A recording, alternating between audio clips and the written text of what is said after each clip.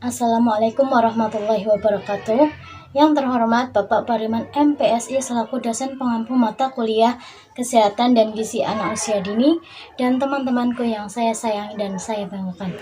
Pertama-tama marilah kita panjatkan puja dan puji syukur kehadirat Allah Subhanahu wa taala yang telah melimpahkan rahmatnya sehingga kita dapat mengikuti perkuliahan daring ini dengan keadaan sehat walafiat. Amin amin ya rabbal alamin.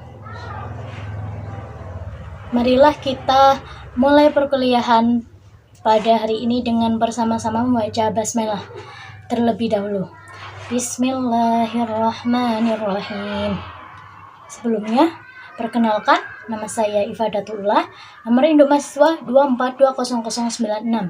Nah, di sini saya sebagai moderator. Sebelumnya, perkenalkan anggota kelompok kami. Yang pertama ada Mbak Sri Apriliana, NIM 2420073 sebagai pemateri 1. Yang kedua ada Fatia Haimunfuru, NIM 2420102 sebagai pemateri 2. Dan yang ketiga ada Muhammad Irfan Sidney, NIM 2420095 sebagai pemateri 3. Dan yang terakhir ada Mbak Nilnal Munal Karimah, NIM 2420052 sebagai pemateri 4. Nah, dengan susunan presentasi sebagai berikut. 1. Pembukaan dimulai pada pukul 13.20. Yang kedua, pemahaman materi dimulai pada pukul 13.20 sampai 13.30 waktu Indonesia Barat. Yang ketiga, sesi tanya jawab pukul 13.30 sampai pukul 13.40 waktu Indonesia Barat. Dan yang keempat ada sesi pertanyaan dimulai pada pukul 13.40 sampai 14.10. Dan yang terakhir ada penutup pada pukul 14.10. Nah, masing-masing orang tua memiliki cara tersendiri untuk membesarkan anaknya. Nah, termasuk pada pola asuh. Namun, terkadang ada orang tua yang tidak menyadari pola asuh seperti apa yang sebenarnya diterapkan. Padahal, pola asuh adalah bagian terpenting dalam pembentukan tingkah laku dan kecerdasan anak. Nah, perkembangan anak sangat dipengaruhi oleh faktor nature dan nurture. Psikologi Dr. Andes Rosmini Agus Salim MPSI menjelaskan bahwa faktor nature merupakan pemberian Tuhan dan sulit untuk diubah. Sementara faktor nurture merupakan faktor pengasuhan seperti nutrisi, stimulasi, pola asuh, dan yang lainnya. Nah, kedua faktor inilah peran orang tua sangat dibutuhkan untuk membentuk perilaku cerdas pada anak. Nah, selanjutnya akan dijelaskan oleh Mbak Sri Apriliana.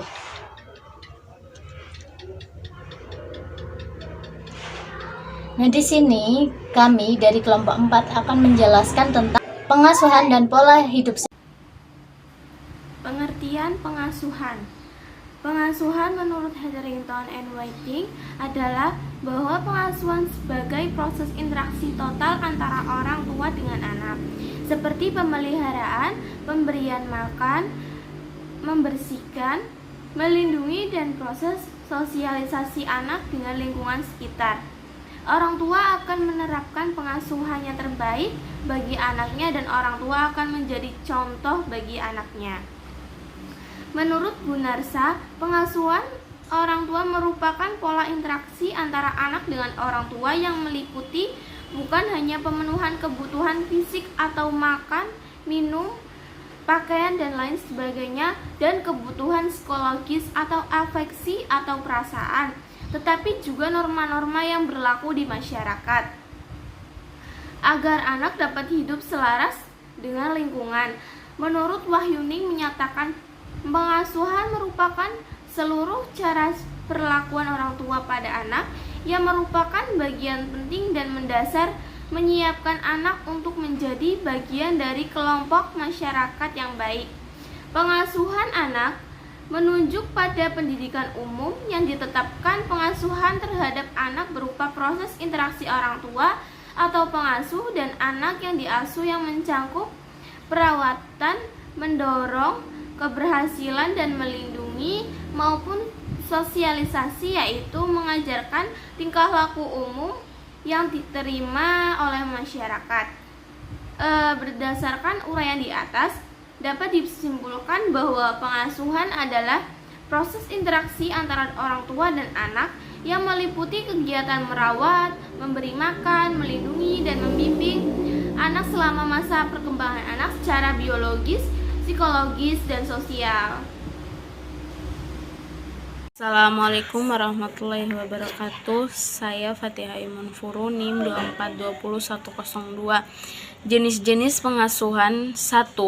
Authoritarian parenting. Pengasuhan ini mengkombinasikan tingginya demandingness atau kontrol dan rendahnya acceptance atau responsif. Orang tua memaksakan peraturan, mengharapkan kepatuhan yang ketat, jarang menjelaskan mengapa harus memenuhi peraturan-peraturan tersebut, dan biasanya mengendalikan teknik kekuasaan seperti hukuman fisik untuk memenuhi kebutuhannya. 2. Authoritative parenting.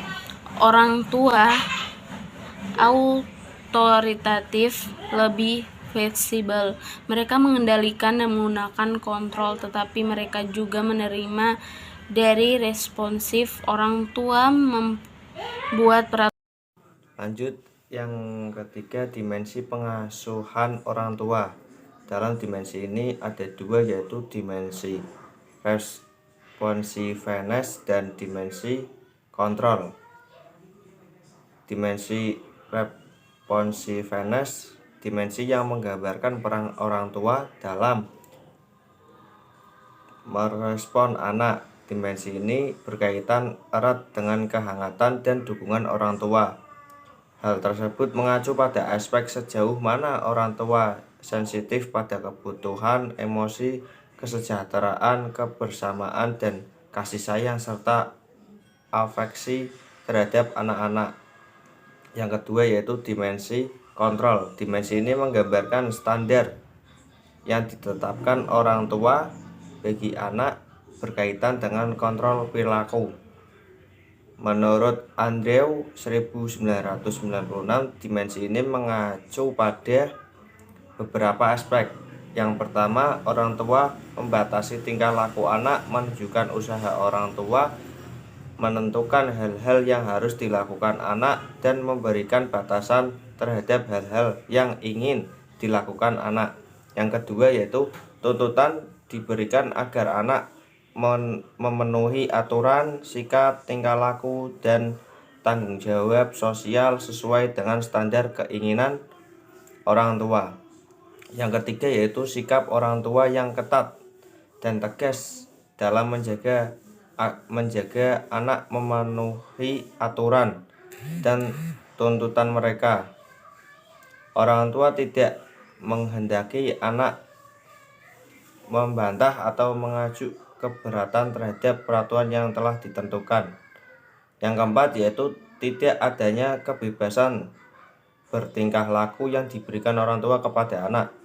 Yang kelima, mengendalikan atau menuntut aturan yang ditetapkan oleh orang tua dengan harapan agar anak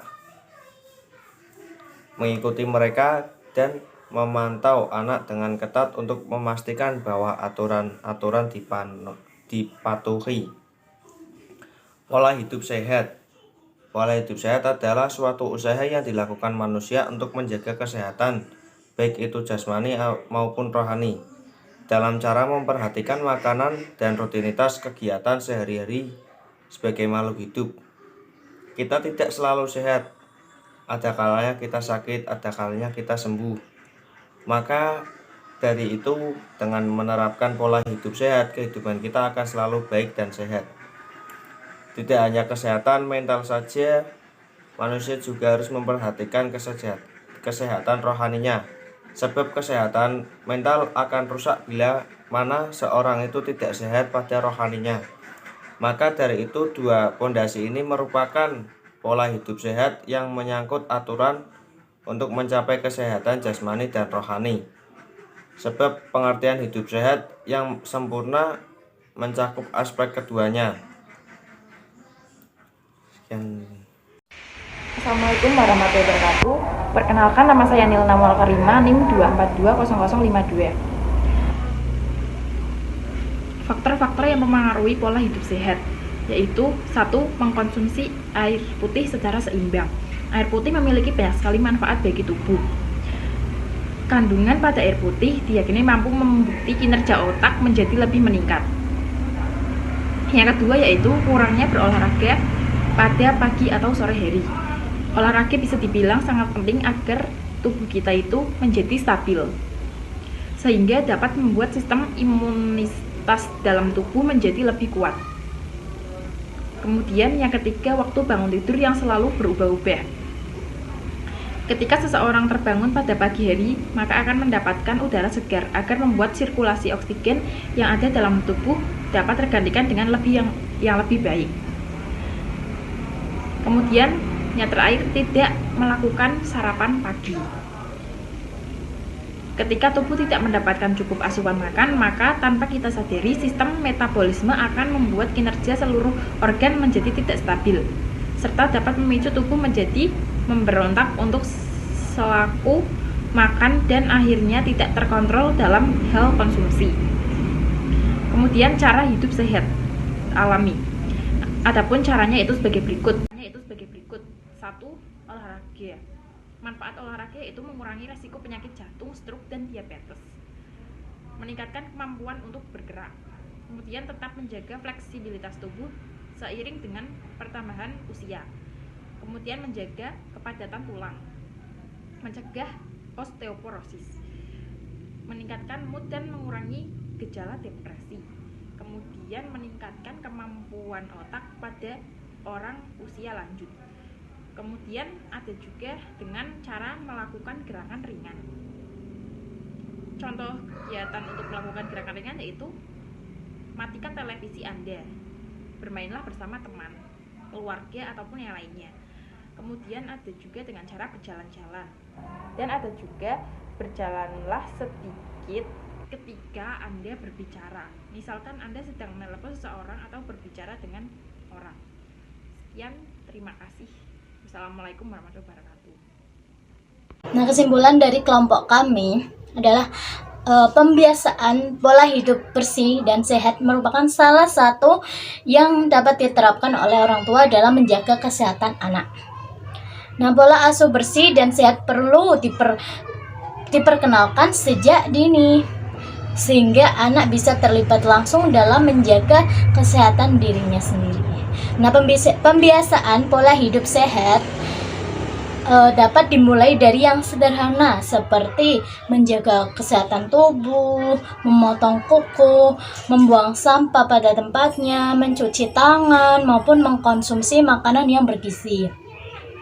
Nah, dalam penerapannya, orang tua sebagai lingkungan terdekat adalah harusnya memahami cara pengasuhan yang tepat dalam menanamkan pembiasaan pola hidup bersih.